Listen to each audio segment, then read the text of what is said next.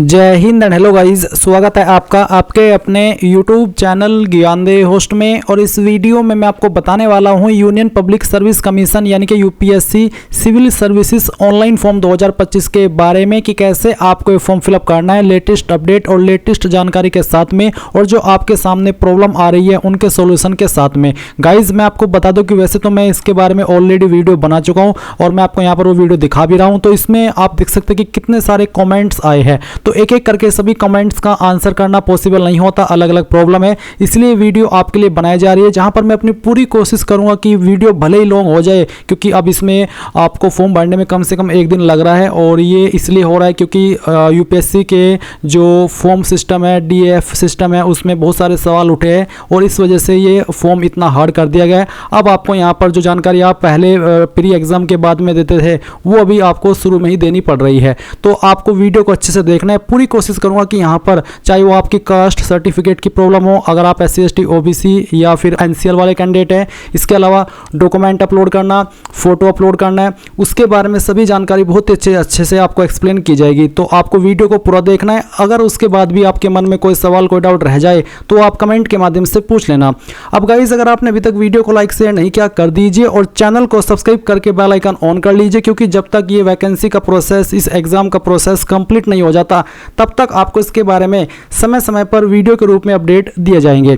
अब आपको जो लिंक मैंने वीडियो के डिस्क्रिप्शन में दिया है, ये लिंक आप ओपन करेंगे, आपके सामने यहाँ पर फॉर्म की इन्फॉर्मेशन आएगी जहाँ पर जानने को मिलेगा कि इस फॉर्म को भरने की लास्ट डेट 11 फरवरी 2025 रखी गई है। तो सभी जानकारी चेक करने के बाद आप यहाँ पर आएंगे और आप एक वीडियो देखेंगे जिसमें कि मैंने आपको फोटो एंड सिग्नेचर के साइज के बारे में बताया है और अच्छे से बताया है कि आप अपना फोटो एंड सिग्नेचर मोबाइल या फिर PC से कैसे बनाएंगे, कितना डायमेंशन रखना है, कितना पिक्सल रखना है, उसकी पूरी जानकारी अच्छे से इस वीडियो में दी गई है। तो अगर आपको फोटो या साइन अपलोड करने में कोई इशू आता है आप एक बार इस वीडियो को वॉच कर लीजिएगा।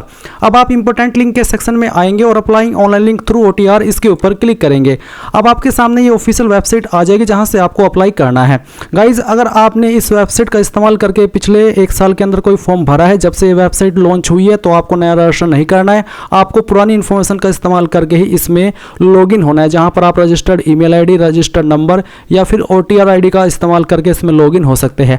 अगर आपको लॉगिन करते समय प्रॉब्लम आ रही है, आपको OTP नहीं आ रहे हैं, तो आप यहां पर OTR ID का इस्तेमाल करिए, यानी कि आप OTR ID के माध्यम से लॉगिन कीजिए। इसमें आपको OTP की जरूरत नहीं पड़ती। आप यहां पर जो OTR ID आपको मिली थी रजिस्ट्रेशन करने के बाद में वो डालिए और जो पासवर्ड आपने बनाया था जब आपने रजिस्ट्रेशन किया था वो पासवर्ड यहां पर डालिए और वेरिफिकेशन कोड डालने के बाद लॉगिन कर दीजिए। डायरेक्टली लॉगिन हो जाएगा, आपके सामने आपका डैशबोर्ड आ जाएगा, OTP की जरूरत नहीं पड़ेगी।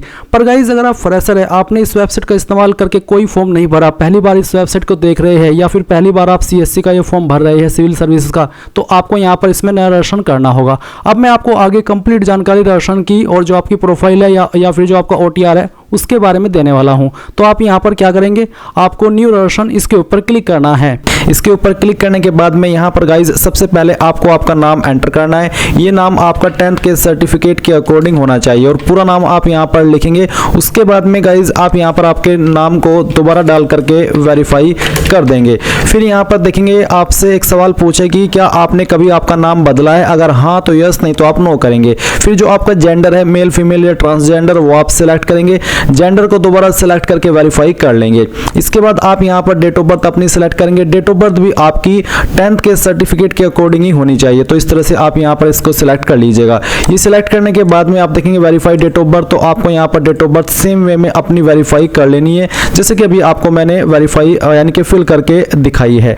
ये करने के बाद आप देखेंगे फादर नेम, तो आपको फादर नेम एंटर करना है। ये भी आप 10th के सर्टिफिकेट के अकॉर्डिंग ही एंटर कीजिएगा। फादर नेम को दोबारा डाल करके आपको यहां पर वेरीफाई कर देना है और उसके बाद में गाइज आप यहां पर मदर नेम डालेंगे। मदर नेम को भी आपको यहां पर 2 बार डाल करके वेरीफाई करना होगा। इसके बाद आप देखेंगे माइनॉरिटी स्टेटस, क्या आप माइनॉरिटी कम्युनिटी से आते हैं, अल्पसंख्यक समुदाय से आते हैं? अगर हाँ तो यस, नहीं तो आप नो करेंगे। अगर आप आते हैं और आप यस कर रहे हैं तो फिर आपको बताना कि आपकी माइनॉरिटी कम्युनिटी इनमें से कौन सी है, जो भी है वो आप सिलेक्ट कर लीजिएगा। फिर आप आपका मोबाइल नंबर डालेंगे जो कि आप रजिस्टर करना चाहते हैं। ध्यान दीजिए नंबर आपका बिल्कुल एक्टिव होना चाहिए क्योंकि इसके ऊपर OTP जाता है। फिर आप कोई अन्य फोन नंबर देना चाहते तो अल्टरनेट मोबाइल नंबर के अंदर दे सकते हैं, नहीं तो आप चाहे तो इस ऑप्शन को खाली छोड़ सकते हैं। सकते हैं। उसके बाद आप आपकी ईमेल आईडी यहाँ पर डालेंगे। फिर अल्टरनेट ईमेल आईडी के अंदर कोई अन्य ईमेल आईडी देना चाहते तो दे सकते हैं, नहीं तो आप इसको भी खाली छोड़ सकते हैं। फिर आपको यहाँ पर 10th का जो बोर्ड एग्जामिनेशन रोल नंबर है वो बताना होगा, यानी कि 10वीं का रोल नंबर क्या था वो आप यहाँ पर एंटर कर देंगे। फिर गाइज आपसे एक सिक्योरिटी क्वेश्चन पूछा है, तो जो भी सिक्योरिटी क्वेश्चन आप सिलेक्ट करना चाहे बस वो आपको ध्यान रखना है और उसका एक आंसर आपको आपकी चॉइस के अकॉर्डिंग देना है। ये आपको तब काम आता है जब आप आपका पासवर्ड भूल जाते हैं और आप उसको रिकवर करने की कोशिश करते हैं। तो ऐसे में आपको इसी क्वेश्चन का यही वाला आंसर दे करके अपने पासवर्ड को रिसेट करने का ऑप्शन मिल जाता है। फिर है सिक्योरिटी क्वेश्चन 2, तो आप सेकंड क्वेश्चन क्या रखना चाहते हैं वो आप यहाँ पर सिलेक्ट कर लीजिए और उसका जो आंसर है वो अपनी चॉइस के अकॉर्डिंग यहाँ पर दे दीजिए। देन गाइज आप ये कैप्चा कोड फिल करेंगे, सभी जानकारी चेक करते हुए सबमिट के ऊपर क्लिक करेंगे। सबमिट पर क्लिक करने के बाद में आपने जो भी जानकारी भरी है उन सभी का प्रीव्यू आपके सामने। अगर आपको लगता है कोई जानकारी गलत है तो आप अपडेट चेंज के ऊपर क्लिक करके चेंज कर लीजिए, नहीं तो आप यहाँ पर आई एग्री पर क्लिक करेंगे। आई एग्री के ऊपर क्लिक करने के बाद में आपके नंबर पर भी और आपकी ईमेल पर भी ओटीपी सेंड किया है। आपको यहाँ पर पहले मोबाइल वाला ओटीपी डाल करके वेरीफाई करना है और फिर इसके बाद में आपको यहाँ पर ईमेल वाला ओटीपी, बेसिकली आपको दोनों ओटीपी एक साथ में डालने हैं और फिर वेरीफाई ओटीपी पर क्लिक करना है। अब गाइज आपका रजिस्ट्रेशन कंप्लीट हो चुका है। आप यहाँ पर प्रिंट के आइकन के ऊपर क्लिक करके इसको प्रिंट कर लेंगे। अगर आपके पास प्रिंटर मौजूद नहीं है तो आप इसका स्क्रीनशॉट ले लीजिए, क्योंकि ये जानकारी आपको बाद में काम आने वाली है। अब आपको क्या करना है, आपको यहाँ पर लॉगिन पर क्लिक करना है। लॉगिन पर क्लिक करने के बाद में आप यहाँ पर आपकी या तो ईमेल आईडी देंगे या फिर यहाँ पर जो आपका OTR आईडी आपको मिला है रजिस्ट्रेशन करने के बाद में वो एंटर करेंगे। यानी कि ये आपको सेलेक्ट करना है कि आप ईमेल आईडी के माध्यम से, नंबर के माध्यम से, किस माध्यम से लॉगिन करना चाहते हैं। मैं आपको प्रेफर करूंगा कि आप यहाँ पर मोबाइल नंबर पर क्लिक करें और यहाँ पर आपका नंबर एंटर करें, फिर गेट ओटीपी पर क्लिक करें। इसके बाद आपके नंबर पर ओटीपी जाएगा, वो ओटीपी यहाँ पर डाल करके ये वेरिफिकेशन कोड फिल करते हुए लॉगिन पर क्लिक करना है। लॉगिन करने के बाद में आपके सामने कुछ ऐसा इंटरफेस आएगा। बेसिकली यहाँ पर आपको एक पासवर्ड क्रिएट करना है। आपको यहाँ पर न्यू पासवर्ड में एक पासवर्ड डालना है। पासवर्ड के अंदर आपका इंग्लिश का कैपिटल वर्ड, स्मॉल वर्ड, कोई स्पेशल कैरेक्टर और साथ ही डिजिट रहने चाहिए। इस तरह का आप एग्जाम्पल ले सकते हैं पासवर्ड के लिए और आपको यहाँ पर ये पासवर्ड दोबारा डाल करके वेरीफाई कर देना है। इसके बाद आप यहाँ पर सभी जानकारी को वेरीफाई करके सबमिट पर क्लिक करेंगे। सबमिट के ऊपर क्लिक करने के बाद में आपका यहाँ पर अकाउंट कंप्लीट हो जाएगा। अब आपके सामने यहाँ पर इस तरह से आपका डैशबोर्ड आ जाएगा, जैसे कि आप वीडियो में देख सकते हैं। यहाँ पर आपको अभी सभी स्टेप में क्रॉस आइकन देखने को मिल रहा है और जैसे ही आप स्टेप कंप्लीट करते जाएंगे तो आपको यहाँ पर राइट चेक देखने को मिलेगा। तो सबसे पहले आप यहाँ पर पर्सनल इन्फॉर्मेशन इसके ऊपर क्लिक करेंगे। इसके ऊपर क्लिक करने के बाद में यहाँ पर गाइज आपकी OTR की प्रोफाइल की जानकारी दी गई है और कुछ जानकारी अभी आपको यहाँ पर इसमें अन्य भरनी है। मैं यहाँ पर आपको अपनी पुरानी इन्फॉर्मेशन से एडिट करके सब इन्फॉर्मेशन एक्सप्लेन कर रहा हूँ। तो सबसे पहले यहाँ पर आता है नेशनलिटी, आप सिटीजन ऑफ इंडिया सेलेक्ट कर लीजिएगा अगर आप इंडियन हैं। उसके बाद में मदर टंग आपकी कौन सी है, इनकी मातृभाषा, वो आपको सेलेक्ट करनी होगी। मैरिटल स्टेटस क्या है, अनमैरिड, मैरिड, विडोवर, डाइवोर्सी, जो भी है वो आप यहाँ पर सिलेक्ट कर लीजिएगा। प्लेस ऑफ बर्थ आपको बताना है इंडिया या फिर आउटसाइड इंडिया। इसके बाद में यहाँ पर आता है पोस्ट ऑफिस, तो जो आपका पोस्ट ऑफिस है वो आपको यहाँ पर लिखना है। आपके सिटी का या फिर टाउन का या फिर विलेज का क्या नाम है वो आप यहाँ पर भर देंगे। फिर यहाँ से आपको आपकी स्टेट सेलेक्ट कर लेनी है और उसके बाद में जो भी आपकी डिस्ट्रिक्ट है वो भी आप सेलेक्ट कर लेंगे। फिर जो आपका पिन कोड है वो आपको यहाँ पर डाल देना है। इसके बाद आती है कम्युनिटी, यानी कि आपकी कास्ट कैटेगरी, तो SC है, ST है, OBC है, जनरल है या फिर EWS है। मान लीजिए आपकी कैटेगरी OBC है तो OBC के सेलेक्ट करने पर आपके सामने एक ऑप्शन आएगा कि क्या आप क्रीमी लेयर से बिलोंग करते हैं। अगर आप करते हैं तो आप यस करिए। यस करने के बाद में यहाँ पर आता है कि candidates belonging to OBCs but coming in the creamy layer and thus not being entitled to OBC reservation will be treated as general community. यानी कि जो कैंडिडेट OBC से है और क्रीमी लेयर में आते हैं उनको यहाँ पर जनरल कम्युनिटी के अंदर काउंट किया जाएगा, उनको रिजर्वेशन के फायदे नहीं मिलेंगे। और मान लीजिए आप यहाँ पर OBC है बट आप क्रीमी लेयर में नहीं आते तो आप नो करेंगे। नो करने के बाद में आपको यहाँ पर आपका कास्ट कैटेगरी सर्टिफिकेट नंबर देना है। अभी जो आप यहाँ पर वीडियो में देख सकते हैं ये एक OBC का कास्ट सर्टिफिकेट है जो कि सेंट्रल गवर्नमेंट का है। ये मैं आपको डेमो के लिए दिखा रहा हूँ। आपका सर्टिफिकेट भी कुछ इसी तरह का रहेगा। अगर आप यहाँ पर अभी लेटेस्ट बनवाई है क्योंकि ये 2023 का है तो मे बी उसका फॉर्मेट आपका थोड़ा अलग हो, पर वो इसी तरह का आपका सर्टिफिकेट रहेगा। अब इसी सर्टिफिकेट से कहाँ पर क्या जानकारी भरनी है वो आप जान लीजिए। तो सर्टिफिकेट नंबर के अंदर जो आपके सामने प्रमाण पत्र क्रमांक आपको सर्टिफिकेट में देखने को मिल रहा है वो प्रमाण पत्र क्रमांक आप सर्टिफिकेट नंबर में डाल दीजिएगा। उसके बाद में designation of issuing countersigning authority, यानी कि कौन सी पोस्ट के अधिकारी ने आपका सर्टिफिकेट जारी किया है, ये कहाँ पर लिखा होता है। ये आप यहाँ पर नीचे सक्षम अधिकारी के बाद में देख सकते हैं। सक्षम अधिकारी के बाद में यहाँ पर लिखा है तहसीलदार, तो आपको देखना है कि सक्षम अधिकारी के बाद में किस पोस्ट के अधिकारी का नाम लिखा है, वही फिर आपको यहाँ पर सेलेक्ट करना होगा। इसमें अलग अलग पोस्ट के अधिकारी इसको जारी करते हैं, तो जिस भी अथॉरिटी ने जारी किया है आपके सर्टिफिकेट को, वो आप एक बार चेक करके यहाँ पर सेलेक्ट कर लीजिएगा। तो इसमें मैं तहसीलदार सेलेक्ट कर लेता हूँ, या फिर इसको अन्य भी जारी करते हैं, ये मैं आपको सिर्फ एक्सप्लेन ही कर सकता हूँ, क्योंकि क्या पता कौन से पोस्ट के अधिकारी ने आपका सर्टिफिकेट जारी किया है, इसलिए आपको चेक करके खुद से यहाँ पर उस पोस्ट के अधिकारी उस अधिकारी की पोस्ट आपको सिलेक्ट करनी होगी। फिर आता है state UT of issuing countersigning authority, कौन सी स्टेट ने जारी किया है, वो स्टेट आपको पता ही होगी जहाँ से आपने बनवाया है, तो वो सिलेक्ट कर लीजिए। फिर आएगा डेट ऑफ इशू, तो आपको आपके सर्टिफिकेट पर जारी दिनांक के सामने देखने को मिल जाएगा कि किस डेट में आपका सर्टिफिकेट जारी हुआ है, वो डेट आप सिलेक्ट कर लीजिएगा। फिर आएगा full address of issuing countersigning authority, यानी कि जिस अधिकारी ने इसको जारी किया है उसका फुल एड्रेस क्या है। अब इसमें बहुत सारे कैंडिडेट कंफ्यूज होते हैं कि इसमें हम एड्रेस क्या भरे। तो मान लीजिए ये जो आपका सर्टिफिकेट है वो तहसीलदार ने जारी किया है, तो तहसीलदार आपका कहाँ पर बैठता है, जैसे कि मंडल अधिकारी या फिर आपका कचेरी का जो एड्रेस होता है जहाँ पर आपके तहसीलदार बैठते हैं, उसका एड्रेस आपको देना होगा। मान लीजिए आपका सर्टिफिकेट जारी किया एसडीएम ने, तो एसडीएम का ऑफिस जहाँ पर है, जो भी एड्रेस लगता है वो एड्रेस आपको लिख देना है। अगर डीएम ने जारी किया है तो आपको डीएम का जो एड्रेस है वो लिख देना है। तो बेसिकली कहने का यही मतलब है कि जिस भी पोस्ट के अधिकारी ने आपका सर्टिफिकेट जारी किया है उसका जो एड्रेस लगता है वही एड्रेस आपको लिखना होगा। जैसे कि यहाँ पर इसमें सर्टिफिकेट में लिखा है कि तहसील बदायूं, डिस्ट्रिक्ट बदायूं, उत्तर प्रदेश, तो इसी तरीके से आपको यहाँ पर वो चीज़ लिखनी होगी कि कौन सी पोस्ट के अधिकारी ने जारी किया है और उसका जो एड्रेस है वो कहाँ पर है। तो मैं आपको यही एक्सप्लेन कर सकता हूँ। तो मेरा जो एड्रेस है वो है रामपुर मनिहारन कचेरी, तो मैं इस तरह से ये लिख दूंगा। और आप यहाँ पर चाहे जहाँ से भी आपका सर्टिफिकेट जारी किया है वो एड्रेस लिख रहे हैं, उसमें आपको कोई भी इशू नहीं आएगा, इस बात की मैं आपको गारंटी दे सकता हूँ, क्योंकि ये कोई स्पेसिफिक इन्फॉर्मेशन ऐसी नहीं होती है कि इसका बिल्कुल सटीक जवाब होता है, क्योंकि ये आपके अधिकारी के एड्रेस के ऊपर वेरी करता है। तो जो भी आपकी अधिकारी का एड्रेस है जहाँ पर उनका ऑफिस है वही एड्रेस आपको यहाँ पर लिखना होगा। तो यहाँ पर मैंने आपको जो इश्यूइंग अथॉरिटी का एड्रेस है वो इस तरह से फिल करके दिखाया है, आपको भी इसी तरह से आपका जो एड्रेस है यहाँ पर इश्यूइंग अथॉरिटी का वो भरना होगा। फिर आएगा name of the caste tribe community as mentioned in the community certificate, यानी कि आपकी कास्ट कौन सी है, ट्राइब कौन सी है या फिर कम्युनिटी कौन सी है, वो आपको यहाँ पर लिखनी है। और ये इन्फॉर्मेशन आपको आपके सर्टिफिकेट में देखने को मिल जाएगी। आपको आपका सर्टिफिकेट पढ़ना है और उसमें जो आपकी कास्ट कैटेगरी या फिर जो भी आपकी ट्राइब है वो लिखी है वो आप यहाँ पर लिख दीजिएगा। जो भी लिखी है वही आपको यहाँ पर लिखनी होगी। उसके बाद में central list with serial number of caste tribe community, तो सेंट्रल लिस्ट में आपका जो कास्ट या फिर ट्राइब है या फिर कम्युनिटी है उसका सीरियल नंबर क्या है वो आपको यहाँ पर इसमें लिखना होगा। और ये जो central list with serial number है ये भी आपको आपकी कास्ट कैटेगरी सर्टिफिकेट के अंदर देखने को मिल जाएगा। आपको आपका सर्टिफिकेट पढ़ना है और उसमें जो जानकारी यहाँ पर लिखी गई है कि आपका सीरियल नंबर क्या है कास्ट का या ट्राइब का, वो आप यहाँ पर लिख दीजिएगा। या फिर आप इसको सेंट्रल लिस्ट फॉर ओबीसी, ये जो आपको यहाँ पर इस लिंक भी दिया है, आप इस लिंक को ओपन करके इसमें जो आपकी कास्ट है और उसके सामने जो सीरियल नंबर लिखा है वो सीरियल नंबर आप यहाँ पर लिख दीजिएगा। जैसे कि 20वें नंबर पर है, 50वें नंबर पर है, जो भी है वो आप यहाँ पर लिख दीजिएगा। फिर उसके बाद में यहाँ पर आपसे पूछा है कि क्या आप विकलांग है, अगर हाँ तो आप यस करिएगा, नहीं तो आपको नो करना है।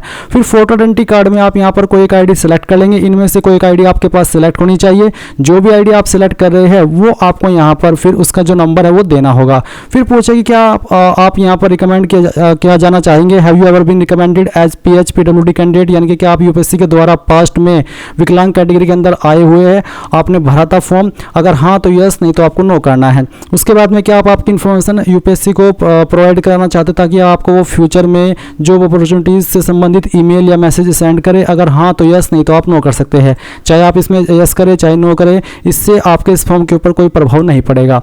अब मैंने अभी आपको ये जानकारी भरी है वो ओबीसी कैटेगरी की बताई है। अगर मान लीजिए आपकी कैटेगरी एसटी है तो तब भी आपके सामने सेम ही ऑप्शन आएंगे।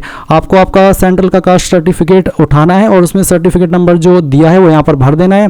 फिर कौन से पोस्ट के अधिकारी ने उसको जारी किया है वो आप यहाँ पर सेलेक्ट कर लेंगे, सर्टिफिकेट नंबर डाल देंगे और उसकी जो एड्रेस है, पहले तो आपको स्टेट सेलेक्ट करनी होगी, फिर जारी दिनांक और उसके बाद में एड्रेस मैंने आपको ऑलरेडी बता दिया है कि जहाँ पर भी आपका अधिकारी बैठता है उसका जो एड्रेस लगता है वो एड्रेस आपको यहाँ पर लिखना है। अगर किसी कचेरी में बैठता है, किसी स्पेसिफिक जगह पर बैठता है, जहाँ पर भी उसका जो बेसिकली ऑफिस है उसका जो एड्रेस है वही आपको लिखना है। इसमें कोई कोई ऐसी सटीक जानकारी नहीं होती है कि अगर आपने कुछ और भर दिया तो आपका फॉर्म रिजेक्ट हो जाएगा या फिर आपको बाद में प्रॉब्लम होगी, ऐसा कुछ भी नहीं होगा। तो आप यहाँ पर ये full address of issuing authority भर दीजिएगा। आपको अगर कास्ट सर्टिफिकेट के अंदर भी आपका जो इश्यूइंग अथॉरिटी का एड्रेस दिखाई दे रहा है, अगर लिखा है उसमें, तो वहाँ से भी भर सकते हैं, नहीं तो खुद से जैसे कि मैंने आपको एक्सप्लेन करके बताया है वैसे भी भर सकते हैं।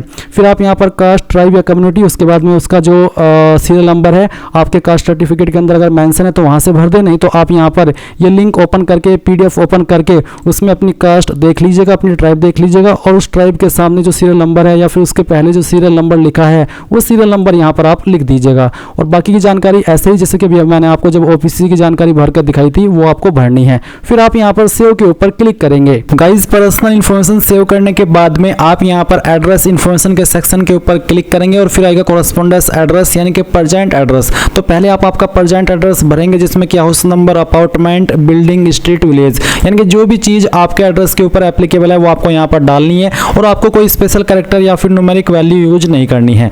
उसके बाद में आप यहाँ पर नीचे देखेंगे आपका स्टेट का ऑप्शन, तो आप यहाँ से आपकी स्टेट सेलेक्ट कर लेंगे, डिस्ट्रिक्ट आपकी जो भी है वो सिलेक्ट कर लेंगे, आपका जो पिन कोड है वो आपको यहाँ पर डाल देना है। अगर आपका कोई लैंडलाइन नंबर है वो डाल देंगे, कोई फैक्स नंबर है वो भी आप यहाँ पर डाल देंगे। ऊपर की इन 3 लाइन के अंदर आपको जो आपका एड्रेस है स्टेट, डिस्ट्रिक्ट छोड़ करके बाकी का एड्रेस आपको भरना है और सेव के ऊपर क्लिक करना है।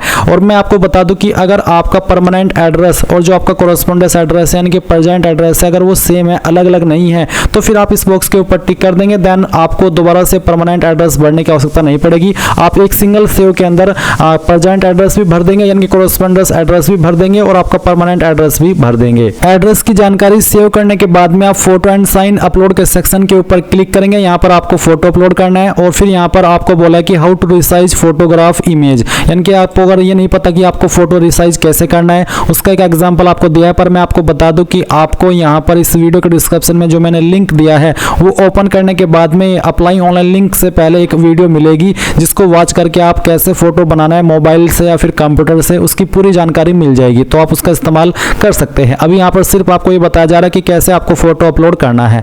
तो आप यहाँ पर फोटो कैसा बनाएंगे उसका एक एग्जाम्पल देख लीजिए। आपको फोटो इस तरह का रखना है जिसमें कि नेम के बाद में आपका नाम लिखना है, फिर फोटोग्राफ डेट के बाद में आपकी डेट लिखनी है कि किस डेट में आपने फोटो को लिया है और फोटो के ऊपर डेट ज़्यादा पुरानी नहीं होनी चाहिए। इसके अलावा आपके फोटो का फॉर्मेट JPG रहना चाहिए और जो डायमेंशन है वो आपका 550 पिक्सल वाइड और 550 पिक्सल ही हाइट होनी चाहिए। इसके अलावा जो आपका साइज है फोटो का वो 20 से 300 KB के बीच में रहना चाहिए और जो एक्सेप्ट नहीं होंगे फोटोज वो आपको यहाँ पर बताए हैं। तो आप चूज फाइल के ऊपर क्लिक करेंगे और जहाँ पर भी फोटो फाइल है वो आपको सिलेक्ट करनी है। मैं यहाँ पर आपको दिखा रहा हूँ रियल फोटो अपलोड करके मैंने ये फाइल सेलेक्ट की, ओपन किया। ओपन करने के बाद में यहाँ पर आई हरबे डिक्लेयर दैट फोटोग्राफ माइन, आप इसके ऊपर टिक करेंगे और सेव के ऊपर क्लिक कर देंगे। सेव के ऊपर क्लिक करने के बाद देख लीजिए आपका फोटो इस तरह से आ जाएगा। ऐसा ही आपको बोला है फोटो अपलोड करने के लिए। इसके बाद आप सिग्नेचर के सेक्शन के ऊपर क्लिक करेंगे। सिग्नेचर के सेक्शन के ऊपर क्लिक करने के बाद बोला है कि 350 × 350 आपका जो सिग्नेचर का डायमेंशन है वो रहना चाहिए। एंड यहाँ पर आप क्या करेंगे, चूज फाइल के ऊपर क्लिक करेंगे और जहाँ पर भी आपका साइन है वो आपको सिलेक्ट कर लेना है। तो चलो मैं यहाँ पर सिलेक्ट कर लेता हूँ साइन। मैंने ये साइन सेलेक्ट किया, ओपन किया, यहाँ पर टिक किया, उसके बाद मैं सेव के ऊपर क्लिक करता हूँ तो आप देखेंगे कि यहाँ पर जो साइन है वो आ चुका है। और आप यहाँ पर अब क्या करेंगे, आपको इसमें एजुकेशनल इन्फॉर्मेशन सेक्शन इसके ऊपर क्लिक करना है। अब आप देखेंगे पहले आपसे मैट्रिकुलेशन यानी कि 10वीं की इन्फॉर्मेशन ली जा रही है, तो आपको यहाँ पर क्लास, डिवीजन, ग्रेड के अंदर बताना है कि आपकी क्लास या फिर डिवीजन क्या थी। जिनके 60+ % होते हैं वो फर्स्ट क्लास फर्स्ट डिवीजन के अंदर आते हैं और जिनके 45 से लेकर के 59 के बीच में रहते हैं परसेंटेज, उनको यहाँ पर सेकंड क्लास के अंदर रखा जाता है और जिनके 33 से लेकर के 45 के बीच में होते हैं वो थर्ड क्लास के अंदर आते हैं या फिर पास क्लास के अंदर आते हैं। इसके बाद आता है परसेंटेज ऑफ मार्क्स, आपकी परसेंटेज कितनी है। अगर आपके नंबर CGPA के अंदर है तो आप यहाँ पर अपना CGPA स्कोर भरेंगे, पहले CGPA स्कोर बताएंगे और फिर कितने में से आपको CGPA आया है वो आप यहाँ पर CGPA आउट ऑफ में लिखेंगे। पर मेरे नंबर परसेंटेज में है, इसलिए मैं यहाँ पर परसेंटेज भर दे रहा हूँ। फिर मुझे CGPA स्कोर भरने की कोई आवश्यकता नहीं है। इसके बाद गाइज आप बताएंगे कि किस साल के अंदर आपने जो ये आपकी क्वालिफिकेशन है वो पास की है। इसके बाद फिर आएंगे सब्जेक्ट्स। तो सब्जेक्ट्स आपके पास क्या क्या थे, आपको यहाँ पर कोई स्पेशल कैरेक्टर लगाने की आवश्यकता नहीं है। सिंपली एक एक करके जो भी आपके पास 10वीं के अंदर सब्जेक्ट थे वो एंटर कर देने हैं, चाहे वो 5 सब्जेक्ट थे चाहे फिर वो 6 सब्जेक्ट थे। तो एक एक करके सभी सब्जेक्ट के आप नाम लिख दीजिएगा। फिर आता है name of school college institute. तो आपने कहाँ से आपका 10वीं जो है वो किया है उसका नाम आपको यहाँ पर एंटर करना है। ये एंटर करने के बाद में आपको बताना कि आपने कौन से बोर्ड के द्वारा आपके 10वीं की पास किया, उस बोर्ड का नाम आप यहाँ पर लिख देंगे और सेव के ऊपर क्लिक करेंगे। गाइज सेव के ऊपर क्लिक करने के बाद 10वीं की जानकारी सेव होगी और अब आपको यहाँ पर इंटरमीडिएट यानी कि 12th की जानकारी देखने को मिलेगी। आप इस वाले सेक्शन पर क्लिक करेंगे और यहाँ पर बताएंगे कि आपने अभी कर रहे हैं या फिर आप कंप्लीट कर चुके हैं। अगर कंप्लीट कर चुके हैं तो कंप्लीट सेलेक्ट कर लेंगे। उसके बाद में यहाँ पर सेम वे में आप जानकारी भरेंगे जैसे कि अभी आपने आपकी 10वीं की जानकारी भरी है, जिसमें कि आपको क्लास डिवीजन बतानी है, आपके जो परसेंटेज है 12वीं के वो बताने हैं, नहीं तो आप CGPA स्कोर भी भर सकते हैं अगर CGPA के अंदर नंबर है। और उसके बाद में बताना कि किस साल के अंदर आपने आपकी जो 12वीं है वो पास की है। इसके बाद सब्जेक्ट आपके पास क्या क्या थे वो सब्जेक्ट के नाम आप यहाँ पर इसमें एंटर कर दीजिएगा। सभी सब्जेक्ट के नाम आपको लिखने होंगे एंड फिर सेम वे में आपको आपके स्कूल कॉलेज का नाम बताना है और आपका जो बोर्ड था जिस बोर्ड से आपने आपकी जो 12वीं है वो की है या फिर कर रहे हैं, और उसके बाद आप सेव के ऊपर क्लिक करेंगे। अब गाइज यहाँ पर आपकी 10वीं और 12वीं की जानकारी तो भरी जा चुकी है। अभी आप यहाँ पर आपकी मेन क्वालिफिकेशन भरेंगे, जिस क्वालिफिकेशन से आप यूपीएससी सिविल सर्विसेज के फॉर्म पर अप्लाई करने के लिए एलिजिबल हो रहे हैं, जो कि है आपकी ग्रेजुएट की योग्यता। तो आप यहाँ पर ग्रेजुएशन के सेक्शन के ऊपर क्लिक करेंगे। मैंने अपनी पहले से प्रोफाइल कंप्लीट करके रखी है, इसलिए मैं इसी प्रोफाइल से अपनी जानकारी एडिट करके आपको बताऊंगा कि कहाँ पर आपको क्या भरना है। तो जैसे ही आप यहाँ पर ऐड क्वालिफिकेशन के ऊपर क्लिक करेंगे ग्रेजुएशन के सेक्शन में आकर के, तो सबसे पहले आपको स्ट्रीम एट ग्रेजुएशन लेवल यानी कि आपका ग्रेजुएशन लेवल पर क्या स्ट्रीम है, medical, engineering, science, humanity, commerce, management, law या फिर इन सब के अलावा कोई अन्य। अगर अन्य है तो आप अदर सेलेक्ट करके खुद से उस स्ट्रीम को भर सकते हैं। अगर इन्हीं में से आपका कोई स्ट्रीम है, आपकी क्वालिफिकेशन इन्हीं फील्ड से जुड़ी हुई है जो कि यहाँ पर मेंशन किए गए हैं, तो वो आपको स्ट्रीम सेलेक्ट करना है। और फिर उसके बाद में आप गाइस यहाँ पर देखेंगे जैसे कि मैंने इंजीनियरिंग सेलेक्ट किया तो आता है मेरे सामने ग्रेजुएशन डिग्री, तो यहाँ पर इंजीनियरिंग से जुड़े हुए जो डिग्री है वो यहाँ पर मेंशन है। अगर लिस्ट के अंदर आपकी डिग्री आती है तो अच्छी बात है, नहीं आती है तो अदर्स के ऊपर क्लिक करके खुद से आप यहाँ पर भर सकते हैं। आप अदर्स के ऊपर क्लिक चाहे ना भी करें तब भी आप यहाँ पर अदर ग्रेजुएट डिग्री मेंशन कर सकते हैं। इसके अलावा गाइज आप फिर नीचे आएंगे और आप देखेंगे क्लास डिवीजन ग्रेड। तो जैसे कि अभी आपने 10-12 की क्लास ग्रेड भरी है उसी के अकॉर्डिंग आपको यहाँ पर बताना है कि आपके परसेंटेज के अकॉर्डिंग या CGPA के अकॉर्डिंग आप फर्स्ट, सेकंड या फिर थर्ड थे। जिनके 60+ परसेंटेज होते हैं वो फर्स्ट में आते हैं, और जिनके 45 से 59 के बीच में होते हैं वो सेकंड, और जिनके 33 से लेकर के 45 के बीच में होते हैं वो थर्ड डिवीजन के अंदर आते हैं। उसके बाद गाइज आप देखेंगे परसेंटेज और मार्क्स। तो अगर परसेंटेज के अंदर नंबर है तो परसेंटेज भरिए, अगर आपके CGPA के अंदर है तो आप परसेंटेज खाली छोड़ करके CGPA स्कोर भरे और फिर कितने में से वो CGPA स्कोर आपको आया था वो आप यहाँ पर आउट ऑफ में लिख दीजिएगा। उसके बाद ईयर ऑफ पासिंग, किस ईयर के अंदर आपने ग्रेजुएशन डिग्री पास की थी वो आप सिलेक्ट कर लेंगे या फिर कह लीजिए खुद से भर दीजिए। और फिर जो आपके सब्जेक्ट्स थे या फिर जो आपका डिसिप्लिन है वो आपको यहाँ पर एंटर करना है। कोई स्पेशल कैरेक्टर आपको यूज नहीं करना है, नहीं तो डिटेल सेव नहीं हो पाएगी और बार बार एरर आता रहेगा। इसके बाद आता है name of school college institute. कहाँ से आपने आपकी जो क्वालिफिकेशन ग्रेजुएशन की वो की है उस इंस्टीट्यूट का नाम आपको यहाँ पर एंटर करना है। उसके बाद में नेम ऑफ बोर्ड यूनिवर्सिटी, तो यहाँ पर आपको आपके बोर्ड या यूनिवर्सिटी का नाम देना है। मैंने यहाँ पर ये जानकारी डेमो के लिए भरी है, आप आपके रियल इंस्टीट्यूट का नाम यहाँ पर भर देंगे और यानी कि जिस कॉलेज से आपने की है, और फिर वो जो कॉलेज आपका एफिलेटेड है वो किस यूनिवर्सिटी से है उस यूनिवर्सिटी को आपको यहाँ पर सेलेक्ट कर लेना है। अगर लिस्ट के अंदर नहीं है आपकी यूनिवर्सिटी तो आप अदर का सेक्शन सेलेक्ट करके खुद से अपनी यूनिवर्सिटी का नाम यहाँ पर दे सकते हैं। तो इस तरह से आप ये जानकारी भरेंगे। उसके बाद आएगा ग्रेजुएशन सर्टिफिकेट नंबर या फिर इनरोलमेंट नंबर या फिर रोल नंबर। तो इनमें से कोई एक चीज़ आप भर सकते हैं, चाहे आपका ग्रेजुएशन का सर्टिफिकेट नंबर या जो इनरोलमेंट हुआ था आप उसका नंबर या फिर फाइनल ईयर का रोल नंबर। उसके बाद में डेट ऑफ इशू, कब ये इशू हुआ था, जो भी डिटेल्स आप दे रहे हैं। अगर सर्टिफिकेट दे तो सर्टिफिकेट का डेट ऑफ इशू देना है, इनरोलमेंट नंबर दे तो इनरोलमेंट आपका कब इशू हुआ था उसका डेट देना है, रोल नंबर दे रहे तो आपका एडमिट कार्ड कब इशू हुआ था उसका डेट आप यहाँ पर भर देंगे। अगर एग्जैक्ट डेट मालूम नहीं है तो आप यहाँ पर एक्सपेक्टेड डेट भी भर सकते हैं, बट ज़्यादा दूर की डेट नहीं होनी चाहिए, 2-4 दिन का फर्क चल जाता है क्योंकि ये इतनी इंपॉर्टेंट इन्फॉर्मेशन नहीं है जिस आधार पर आपका कोई फॉर्म रिजेक्ट हो या फिर कोई आपको आगे चल करके बड़ी प्रॉब्लम आए। इसके बाद आता है डेजिग्नेशन ऑफ इश्यूइंग अथॉरिटी, किस अथॉरिटी के द्वारा आपका ये जो डिटेल्स आप दे रहे हैं वो इशू हुआ है, जैसे कि सर्टिफिकेट, इनरोलमेंट नंबर या रोल नंबर, तो जिस भी इंस्टीट्यूट से आप कर रहे हैं उसी के माध्यम से बेसिकली आपका ये इशू हुआ होगा, तो उसी का आपको यहाँ पर इंस्टीट्यूट का नाम दे देना है। उसके बाद में आपको आपकी जिस इंस्टीट्यूट ने या फिर आपकी यूनिवर्सिटी ने आपका जो ये सर्टिफिकेट नंबर या इनरोलमेंट नंबर या फिर आपका रोल नंबर जारी किया है, एडमिट कार्ड जारी किया है, तो उस अथॉरिटी का नाम, उसका नाम तो आपने दे दिया, उसका पूरा एड्रेस आप यहाँ पर डाल दीजिएगा। फिर नीचे आता है कि do you have any basic educational qualification और higher qualification obtained from a foreign institute, क्या आपने कोई सामान्य क्वालिफिकेशन या फिर कोई हायर क्वालिफिकेशन फॉरेन इंस्टीट्यूट से प्राप्त की है। अगर हाँ तो यस कर दीजिए, नहीं तो आपको नो करना है और उसके बाद आप सेव के ऊपर क्लिक कर देंगे। अब सेव के ऊपर क्लिक करने के बाद ये जानकारी आपकी सेव हो जाएगी और इसके बाद में गाइज आप यहाँ पर पोस्ट ग्रेजुएशन का सेक्शन भी देखेंगे। तो अगर आपने पोस्ट ग्रेजुएशन की है और आप उसकी इन्फॉर्मेशन देना चाहते तो आप इस सेक्शन के ऊपर आएंगे और सेम वे में जैसे कि अभी आपने यहाँ पर आपकी ग्रेजुएशन की जानकारी भरी है वो भर देंगे। अगर आपने सिर्फ ग्रेजुएशन ही की है तो आप ये जानकारी मत भरिएगा क्योंकि कंपलसरी नहीं है। और फिर आप यहाँ पर नीचे अगले सेक्शन पर आएंगे जो कि है डॉक्यूमेंट्स अपलोड का। अब गाइज आपकी 10वीं 12वीं की जानकारी भरी जा चुकी है, तो अगर आप एनडीए का फॉर्म भर रहे हैं तो इन दो इन्फॉर्मेशन के माध्यम से ही आप आपका जो फॉर्म है वो भर लेंगे। पर अगर आप यहाँ पर इसमें प्रोफाइल क्रिएट कर रहे हैं सीडीएस के लिए तो या फिर किसी अन्य एग्जाम के लिए तो आपको यहाँ पर ग्रेजुएशन की जानकारी भी भरनी होगी। तो चलिए मैं आपको ग्रेजुएशन की जानकारी अगर आप भर रहे हैं तो कैसे भरेंगे वो भी बता देता हूँ। तो यहाँ पर मैंने ग्रेजुएशन स्टेटस में कंप्लीट सेलेक्ट कर लिया। अगर आप कंप्लीट कर चुके तभी सेलेक्ट कीजिएगा, कर रहे हैं तो एपियरिंग सेलेक्ट कर सकते हैं। तो अगर मैं कंप्लीट सेलेक्ट करता हूँ तो यहाँ पर जानकारी भरने के ऑप्शन आ चुके हैं। आपको पहले आपका स्ट्रीम बताना है ग्रेजुएशन लेवल का, मेडिकल है, इंजीनियरिंग है, साइंस है, ह्यूमैनिटी है, कॉमर्स है, अकाउंट मैनेजमेंट, लॉ या अदर, या फिर बेसिकली इनमें है तो इनमें, अगर अदर है तो अदर सेलेक्ट कर लीजिएगा। तो चलिए मैं एक एग्जांपल के लिए इंजीनियरिंग सेलेक्ट कर लेता हूं। फिर आपको आपकी ग्रेजुएशन डिग्री यहां पर सेलेक्ट कर लेनी है। इंजीनियरिंग की कैटेगरी में इनमें से कौन सी है, अगर इनमें भी नहीं है तो आप अदर के ऊपर क्लिक करके खुद से भर सकते हैं।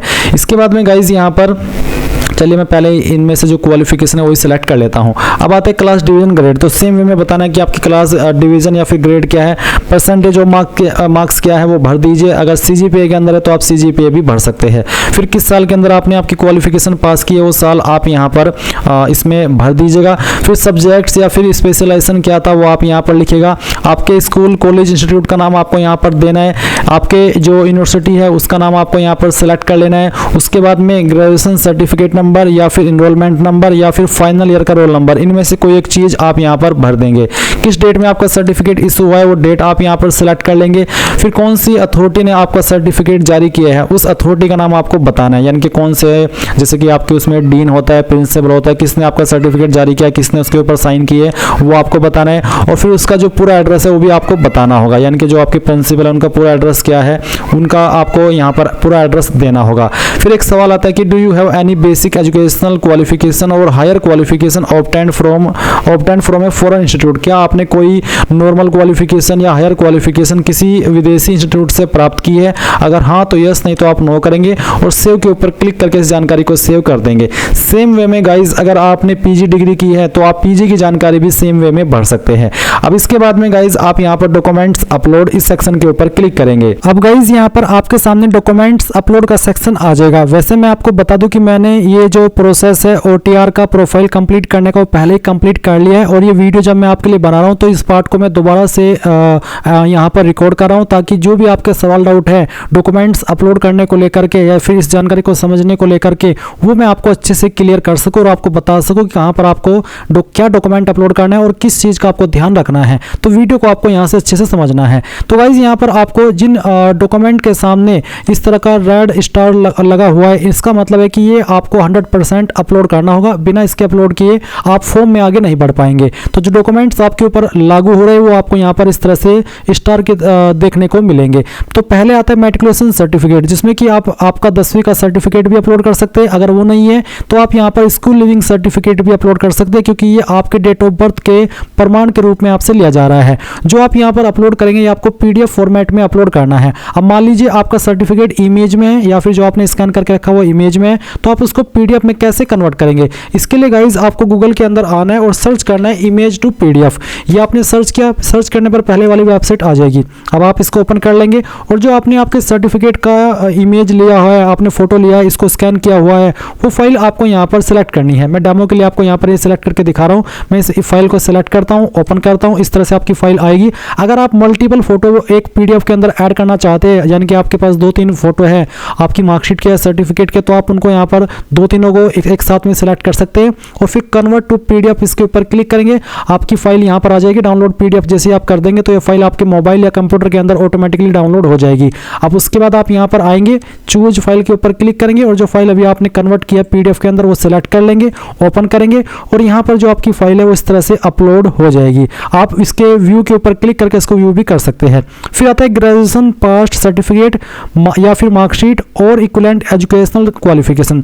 तो बेसिकली यहाँ पर आप इसमें जब अप्लाई कर रहे हैं तो आप ग्रेजुएशन के क्वालिफिकेशन के माध्यम से अप्लाई कर रहे हैं, तो आपको यहाँ पर आपके ग्रेजुएशन का सर्टिफिकेट अपलोड करना है या फिर आप यहाँ पर मार्कशीट भी अपलोड कर सकते हैं। अगर आप यहाँ पर मार्कशीट और सर्टिफिकेट सभी देना चाहते हैं तो आप वो भी दे सकते हैं। जैसे कि मैंने अभी आपको यहाँ पर बताया कि आपको गूगल के अंदर सर्च करना है इमेज टू PDF। तो मान लीजिए आपकी जो मार्कशीट के फोटो है वो 3-4 है, तो आप यहाँ पर इमेज टू PDF के ऊपर क्लिक कीजिएगा, ये वेबसाइट ओपन कीजिएगा, सिलेक्ट JPG इमेज के ऊपर क्लिक करके, क्योंकि आपकी यहाँ पर मल्टीपल इमेज है आपकी मार्कशीट के, तो वो आप यहाँ पर क्या करेंगे, सभी को सिलेक्ट कर लेंगे। जैसे कि मैं आपको यहाँ पर इस तरह से सिलेक्ट करके दिखा रहा हूँ, मल्टीपल फाइल मैंने सेलेक्ट कर ली, ये मैं डेमो के लिए आपको बता रहा हूँ। और फिर मैं ओपन करता हूँ, इस तरह से आपकी सभी आ जाएगी। आप यहाँ पर ऊपर की तरफ आपकी मार्कशीट कर लीजिएगा और लास्ट में आपको आपका सर्टिफिकेट सिलेक्ट कर लेना है। अगर आप अपेयरिंग है तो फिर आप सर्टिफिकेट नहीं, जो आपकी मार्कशीट अवेलेबल है वही आप यहाँ पर सिलेक्ट करेंगे and then convert to PDF करेंगे। ये फाइल आपकी सिंगल PDF के अंदर बन जाएगी। अगर 1 MB से ज़्यादा साइज हो जाए तो आप उसको रिड्यूस कर लीजिएगा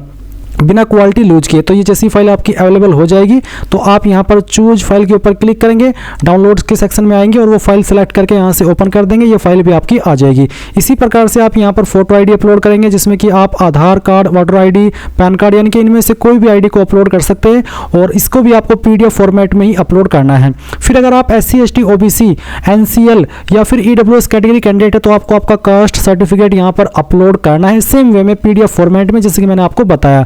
अगर आप यहाँ पर एज रिलैक्सेशन में सपोर्ट चाहते हैं, क्लेम कर रहे हैं, तो आप उसका सर्टिफिकेट अपलोड करेंगे। अगर आप यहाँ पर जो हिल एरिया है उनसे बिलोंग करते हैं, जो यहाँ पर मेंशन भी की गई है, तो जो आपके पास उसका सर्टिफिकेट है वो आप अपलोड करेंगे। फिर आता है document certificate in support of higher educational qualification. अगर आपने हायर क्वालिफिकेशन की जानकारी भरी है, इनके पोस्ट ग्रेजुएशन की, तो आप यहाँ पर उसका जो सर्टिफिकेट है वो भी अपलोड कर देंगे। तो मैंने भरी हुई है इसलिए मेरे सामने यहाँ पर ये इसका ऑप्शन आ रहा है। अब जैसे आप सभी डॉक्यूमेंट अपलोड कर दे जो जरूरी डॉक्यूमेंट है, उसके बाद आप पेरेंटल इन्फॉर्मेशन इसके ऊपर क्लिक करेंगे। पेरेंटल इन्फॉर्मेशन पर आने के बाद में आप पहले फादर इन्फॉर्मेशन भरेंगे, जहां पर आपको नेशनलिटी ऑफ फादर सिलेक्ट कर लेनी है, इंडियन। फादर प्रोफेशन यहाँ पर आपको इसमें सिलेक्ट कर लेना है, तो जो भी है वो आप सिलेक्ट कर लीजिए। अगर उनकी मृत्यु हो चुकी है फादर की तो आप डिकीज्ड भी सिलेक्ट कर सकते हैं। अगर प्रोफेशन इनमें नहीं है तो आप यहाँ पर अदर के ऊपर क्लिक करके खुद से लिख सकते हैं सेल्फ एम्प्लॉयमेंट या फिर जो भी प्रोफेशन है वो आप लिख सकते हैं। इसके बाद में फादर का एड्रेस पूछा है, जहां पर बोला है कि father present postal address same as your address, यानी कि अगर आपके पिता का एड्रेस और जो आपका एड्रेस है वो सेम है तो आप यहाँ पर कॉरेस्पॉन्डेंस ये सिलेक्ट कर लेंगे और देखेंगे कि जो एड्रेस आपने अपना भरा था वही एड्रेस यहाँ पर आ चुका है। पर अगर वो अलग है तो आप रिसेट एड्रेस के ऊपर क्लिक करके खुद से अपने फादर का एड्रेस यहाँ पर भर सकते हैं। फिर यहाँ पर नीचे की तरफ आप आएंगे तो देखेंगे if your father is in service indicate the post held by him, if retired indicate last post held by him, यानी कि अगर आपके पिताजी सर्विस के अंदर है तो आपको यहाँ पर वो कौन सी पोस्ट के ऊपर अभी काम कर रहे हैं वो आपको बताना है, और अगर वो रिटायर हो चुके हैं तो फिर अब वो कौन सी लास्ट पोस्ट पर थे उसका नाम आपको देना है। पर अगर वो नहीं है अभी जॉब के अंदर तो फिर आप यहाँ पर नॉट एप्लीकेबल इस तरह से लिख देंगे। और annual income of your father, अगर आपके फादर डिकीज यानी कि उनकी मृत्यु हो चुकी है तो आप यहाँ पर 0 लिखेंगे, नहीं तो आपकी फादर की एनुअल इनकम क्या है वो आपको यहाँ पर एंटर कर देनी है इस तरह से। फिर state to which your father originally belong, कौन सी स्टेट के आपके फादर स्थायी निवासी है वो स्टेट सेलेक्ट कर लेनी है, और फिर कौन सी स्टेट से वो ओरिजिनली बिलोंग करते हैं, सॉरी स्टेट से नहीं बल्कि डिस्ट्रिक्ट से, वो आपको सेलेक्ट करनी है और उसके बाद आप सेव के ऊपर क्लिक कर देंगे। इसके बाद गाइज आप यहाँ पर मदर इन्फॉर्मेशन के सेक्शन के ऊपर आएंगे और सेम वे में आपको मदर की इन्फॉर्मेशन भी भरनी है। तो नेशनलिटी सेलेक्ट कर लेंगे, फिर मदर का प्रोफेशन सेलेक्ट कर लेंगे जो भी है,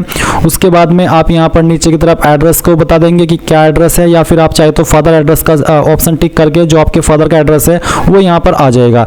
एंड सेम वे में अगर आपकी जो माताजी है वो सर्विस के अंदर है किसी, तो आपको यहाँ पर किस पोस्ट पर काम करती है वो बताना है। अगर वो रिटायर हो चुकी है तो आप यहाँ पर लास्ट किस पोस्ट पर वो काम करती थी उस पोस्ट का नाम आपको यहाँ पर बताना होगा। एनुअल इनकम क्या है वो आपको यहाँ पर एंटर कर देनी है। उसके बाद में आप यहाँ पर जो स्टेट है आपकी माताजी की जहाँ से वो ओरिजिनली बिलोंग करते हैं वो बतानी है, और फिर आपकी माताजी की डिस्ट्रिक्ट, एंड देन सेव के ऊपर क्लिक करके जानकारी भी आपकी सेव हो जाएगी।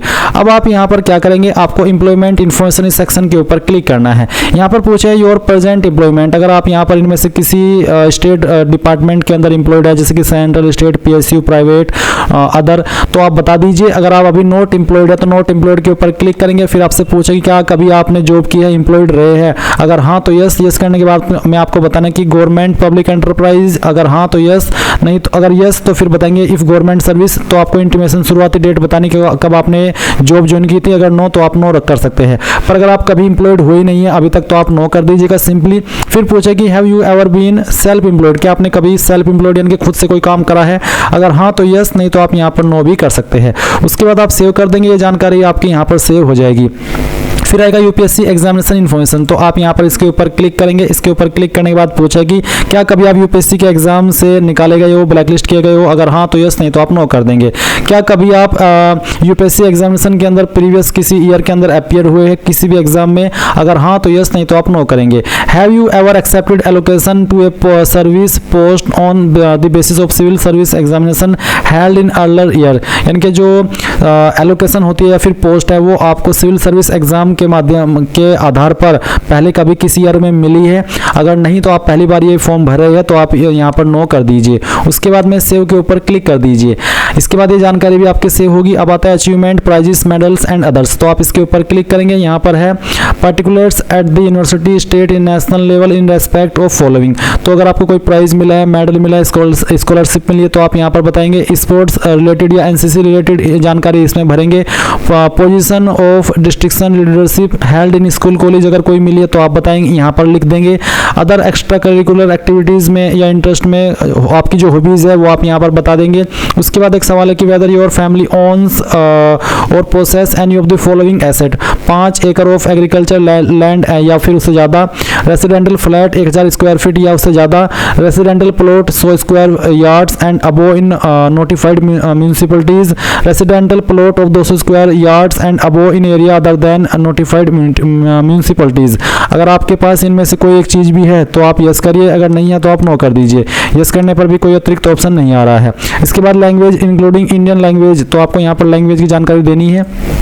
पहले आप बताएंगे यहाँ पर लैंग्वेज, उसके बाद में आपको जैसे कि इसमें है रीड ओनली, स्पीक ओनली, तो मैं यहाँ पर इसमें भी हिंदी कर लेता हूँ, स्पीक ओनली। फिर रीड एंड स्पीक, तो रीड एंड स्पीक में यहाँ पर हिंदी कर सकता हूँ। उसके बाद रीड, राइट एंड स्पीक, तो ये भी मैं कर सकता हूँ।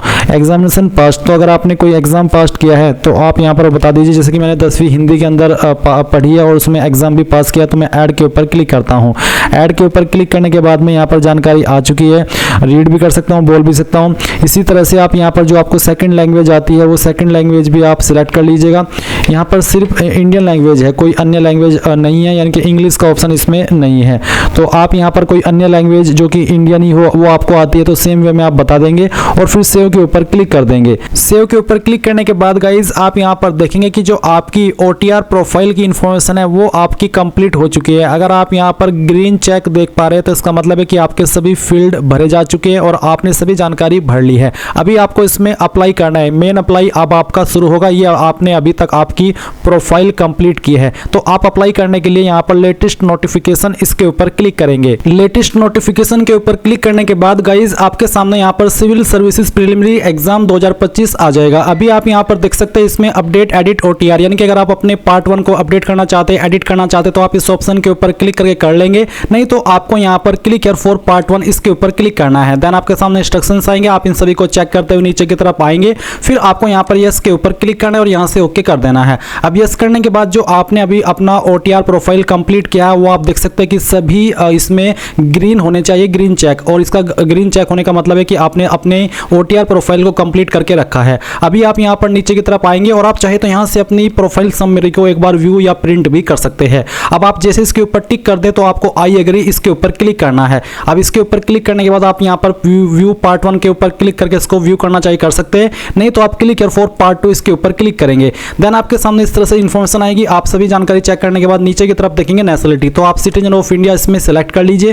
फिर आता है मैरिटल स्टेटस, तो आपका यहाँ पर स्टेटस पहले से आपने भर रखा है। फिर आपकी कैंडिडेट बिलोंगिंग टू, तो बेसिकली जो इन्फॉर्मेशन आपने OTR के अंदर भरी थी वो सभी इन्फॉर्मेशन आप यहाँ पर चेक कर पा रहे हैं। सभी जानकारी चेक करेंगे और नीचे आएंगे एजुकेशनल क्वालिफिकेशन पर, तो सिलेक्ट द क्वालिफिकेशन के ऊपर क्लिक करने के बाद आप यहाँ पर सिलेक्ट करेंगे अपनी क्वालिफिकेशन को। अगर आप ऑलरेडी अपनी डिग्री पास कर चुके हैं तो आप पहले वाला ऑप्शन सेलेक्ट करेंगे, और अगर आप अभी अपनी जो डिग्री है वो कर रहे हैं, अभी लास्ट ईयर के अंदर है, तो आप सेकंड ऑप्शन टिक करेंगे। उसके बाद में यहाँ पर आपसे पूछे select your degree subject in graduation, आपको आपका ग्रेजुएशन के अंदर डिग्री सब्जेक्ट सेलेक्ट करना है। यहाँ पर काफी सारे सब्जेक्ट और स्ट्रीम दिए गए हैं, अगर आपका इनमें है तो सिलेक्ट कर ले, अगर इनमें नहीं है तो अदर्स को आप सिलेक्ट कर सकते हैं। तो मेरा इन्हीं में है, मैंने यहाँ से सिलेक्ट कर लिया है। उसके बाद में आप देखेंगे for which examination you would like to consider, यानी कि कौन से एग्जाम को आप कंसिडर कराना चाहेंगे, civil services, Indian forest service या फिर दोनों। तो अगर आप दोनों के लिए एलिजिबल है क्वालिफिकेशन के अकॉर्डिंग तो आप दोनों सेलेक्ट कर सकते हैं। अगर आपको किसी एक पर अप्लाई करना जैसे कि IAS, IPS, सिविल सर्विसेज, तो फिर आप ये भी सेलेक्ट कर सकते हैं। तो आपकी चॉइस के अकॉर्डिंग है ये वाला ऑप्शन, जिस पे आप कंसिडर कराना चाहते हैं, अपने आप को प्रेफरेंस देना चाहते हैं, वो आप दे सकते हैं। फिर आप एड्रेस की इन्फॉर्मेशन देखेंगे जो कि आपको चेक करनी है, और उसके बाद में कंटिन्यू इसके ऊपर क्लिक करना है। अब आता है क्लेमिंग एज रिलैक्सेशन, यानी कि जो आयु सीमा के अंदर छूट मिलती है, क्या आप उसको क्लेम करना चाहते हैं? अगर हाँ तो यस कर दीजिए, अगर नहीं तो आप नो कर सकते हैं। अगर आप ओवर एज हो चुके हैं तभी आप यहाँ पर यस करके इसमें क्लेम कीजिएगा, ओवर एज नहीं हुआ तो कोई जरूरत आपको इसको क्लेम करने की है नहीं। अब आप यहाँ पर नीचे देखेंगे डॉक्यूमेंट्स, तो आप डॉक्यूमेंट्स को भी वेरीफाई कर लीजिएगा। तो गाइज यहाँ पर जैसे ही आप अपने डॉक्यूमेंट व्यू करेंगे, अगर मान लीजिए आप अपने डॉक्यूमेंट को व्यू कर रहे हैं और फिर भी आपको यहाँ पर आगे बढ़ने का जो ऑप्शन है वो नहीं मिल रहा है, तो इसका मतलब है कि आपको डॉक्यूमेंट के सेक्शन में जाकर के फिर से अपनी सेम फाइल को अपलोड करना है, जो कि वहाँ पर आपको अपलोड करने को बोली जा रही है, जैसे कि 10th का सर्टिफिकेट, 12th का, डिग्री का। तो अगेन उन फाइल को आप अपलोड कर देंगे और फिर आप यहाँ पर व्यू डॉक्यूमेंट अपलोडेड के ऊपर क्लिक करके उनको व्यू भी कर लेंगे। इसमें आप क्या देख सकते हैं, upload the certificate of graduation, यानी कि ग्रेजुएशन का सर्टिफिकेट आपको अपलोड कर देना है, और साथ ही यहाँ पर जो अगर आप SC ST कैंडिडेट है तो आपको आपका कास्ट सर्टिफिकेट अपलोड करना है। उसके बाद आप यहाँ पर कंटिन्यू इसके ऊपर क्लिक करेंगे। अब आपके सामने आपकी जो ID की इन्फॉर्मेशन है वो आएगी, आप यहाँ पर इसको देखेंगे। फिर आपसे पूछे please indicate your percentage at the graduation level, graduation level पर आपकी परसेंटेज कितनी है वो आप यहाँ पर डाल दीजिए। फिर number of attempts already made in civil services examination, यानी कि अगर आपने सिविल सर्विस एग्जाम पहले भी दिया तो आपने कितने अटेम्प्ट दिए हैं उनकी संख्या आपको यहाँ पर बतानी है। अगर आप फर्स्ट टाइम ये फॉर्म भर रहे हैं तो आप यहाँ पर इसमें 0 लिख दीजिएगा। फिर नीचे आता है सेंटर फॉर CSM एग्जामिनेशन, तो आप यहाँ पर जो आपका सिविल सर्विस का मेन एग्जाम है वो आप कौन सी सिटी में देना चाहते हैं वो आप सेलेक्ट कर लीजिए। फिर language medium for examination for paper 1 to 5, यानी कि पेपर 1 से लेकर के पेपर 5 की परीक्षा के लिए भाषा का माध्यम आप क्या रखना चाहते हैं वो आपको अपनी चॉइस के अकॉर्डिंग सेलेक्ट कर लेना है। अगला सवाल है कि 6ठे और 7वें पेपर के लिए वैकल्पिक विषय आप क्या रखना चाहते हैं, आपकी चॉइस के अकॉर्डिंग वो भी आप यहाँ पर इनमें से सिलेक्ट कर लीजिए। ये सिलेक्ट करने के बाद में आप यहाँ पर देखेंगे 6ठे और 7वें पेपर के वैकल्पिक विषय का भाषा माध्यम, तो किस लैंग्वेज में आप चाहते हैं ये पेपर वो आप सेलेक्ट कर लीजिए आपकी चॉइस के अकॉर्डिंग। और सवाल आता है अगला कि क्या आप अरुणाचल प्रदेश, मणिपुर, मेघालय, मिजोरम, नागालैंड, सिक्किम के रहने वाले हैं? अगर है तो यस, नहीं तो आप नो कर दीजिए। उसके बाद में आता है कि यदि नहीं तो पेपर ए हेतु भाषा का चयन करें, कि पेपर 1 आप किस लैंग्वेज में देना चाहते हैं वो लैंग्वेज आप सेलेक्ट कर लीजिए। उसके बाद आप कंटिन्यू इसके ऊपर क्लिक करेंगे। अब आपने जो भी जानकारी भरी है वो सभी आपके सामने, आप एक बार फिर से इन सभी को जानकारी को चेक कर ले। अगर आपको कोई जानकारी गलत लग रही है तो आप अपडेट के ऊपर क्लिक करके इसको अपडेट कर ले, नहीं तो यहाँ पर ये जो कैप्चा कोड है वो भरिए और आई एग्री इसके ऊपर क्लिक कीजिए। अब गाइज आप यहाँ पर देखेंगे कि जो आपका पार्ट 2 है वो कंप्लीट हो चुका है, और जो कैंडिडेट इस फॉर्म को जनरल OBC से भर रहे हैं उनके सामने पेमेंट का पेज आएगा। जब वो अपनी एप्लीकेशन फीस जमा कर देंगे तब उनके सामने वाला इंटरफेस आएगा और तभी उनका पार्ट 2 कंप्लीट होगा। और क्योंकि SC ST and all category female इनके लिए कोई फीस नहीं है तो वो यहाँ पर डायरेक्टली इस वाले इंटरफेस पर आ जाएंगे। अभी आप यहाँ से इसको प्रिंट कर लीजिए या स्क्रीनशॉट ले लीजिए क्योंकि रेशन ID इंपॉर्टेंट है। अभी उसके बाद आप लेटेस्ट नोटिफिकेशन के ऊपर अगेन क्लिक कर दीजिएगा और उसके बाद आप यहाँ पर व्यू पार्ट 2 कर सकते हैं और इसको दोबारा से देख सकते हैं। एंड देन आप click here to detailed application form, इसके ऊपर क्लिक करेंगे। इसके ऊपर क्लिक करने के बाद गाइज यहाँ पर आता है language medium for interview test, तो इंटरव्यू के लिए आप किस लैंग्वेज में देना चाहते हैं, बेसिकली हिंदी या फिर इंग्लिश, वो आप सेलेक्ट कर लीजिएगा। अगला सवाल है कि वेदर फादर अलाइव डिकेज्ड, यानी कि आपके पिताजी उनका देहांत हो चुका है या फिर वो जिंदा है, अलाइव तो अलाइव और डिकेज्ड है तो डिकेज्ड। उसके बाद में मदर का आपको सेम वे में स्टेटस बताना है। एंड देन यहाँ पर आएगा do you possess the prescribed educational qualification, यानी कि जो जरूरी क्वालिफिकेशन है जो मांगी अप्लाई करने के लिए क्या वो आपके पास है, तो आप यहाँ पर इसमें यस कर दीजिए। यस करने के बाद में आप सेव एंड कंटिन्यू इसके ऊपर क्लिक करेंगे। एंड देन गाइज यहाँ पर आपके सामने कुछ ऐसा इंटरफेस आएगा। अब आपको यहाँ पर आपकी सर्विस की प्रेफरेंस देनी है कि आपको किस नंबर पर किसको प्रेफरेंस देनी है, तो आपकी चॉइस के अकॉर्डिंग आप इनको प्रेफरेंस दे दे दीजिएगा। ऐसा नहीं है जैसे कि मैं भर रहा हूँ, आप भी इसी तरह से भरे। आपको आपका जो कॉमन सेंस है या फिर खुद का आइडिया जो आपको लगता है कि मैं इस वाली पोस्ट को पहले नंबर पर प्रेफरेंस देना चाहता हूँ, उसको दूसरे नंबर पर देना चाहता हूँ, उसके अकॉर्डिंग दे सकते हैं। तो जो भी चॉइसेस पर आप एलिजिबल होंगे आपकी क्वालिफिकेशन के अकॉर्डिंग, वो आप यहाँ पर दे दीजिएगा और फिर आप यहाँ पर सेव एंड कंटिन्यू इसके ऊपर क्लिक कीजिएगा। अब आपके सामने यहाँ पर सोशियो इकोनॉमिक क्वेश्चन का एक सेक्शन आता है। तो यहाँ पर आपको बैकग्राउंड ऑफ द कैंडिडेट में प्लेस ऑफ बर्थ बताना है। तो village, tehsil, town, district headquarter, state capital other than metropolis, out of India, कहाँ पर जन्म हुआ है वो आप यहाँ पर सेलेक्ट कर लीजिए आपके स्टेटस के अकॉर्डिंग। फिर है place where you had most of your school education, आपकी ज़्यादातर क्वालिफिकेशन किस जगह पर हुई है, village, tehsil, town, district headquarter, तो जहाँ पर भी हुई है वही आप यहाँ पर सिलेक्ट कर लीजिएगा। उसके बाद में आता है place of residence most of the time after completing